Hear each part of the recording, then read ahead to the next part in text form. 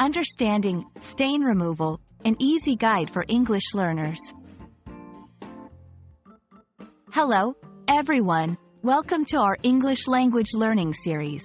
Today, we're going to explore the phrase, stain removal. It's a common term you might encounter in everyday life, especially when dealing with laundry or cleaning.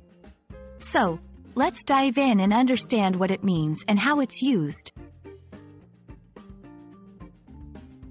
Stain removal refers to the process of eliminating or reducing marks or spots, known as stains, from different surfaces.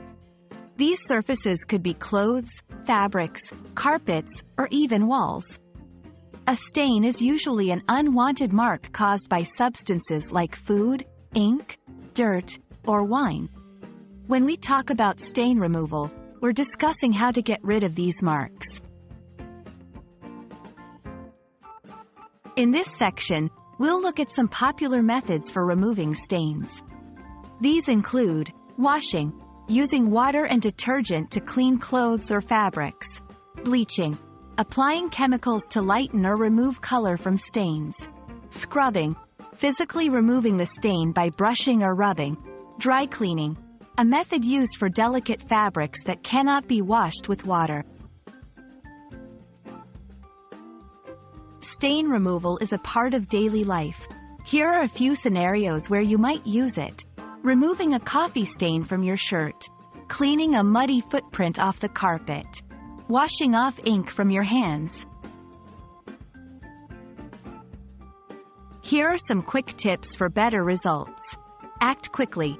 The sooner you treat a stain, the easier it is to remove. Read labels. Check cleaning instructions on fabric labels. Test first. Try your cleaning method on a small, hidden area first to ensure it doesn't damage the material. I hope this video helps you understand what stain removal means and how it's part of our daily lives. Remember, dealing with stains is easier than it seems, especially if you act quickly and use the right methods.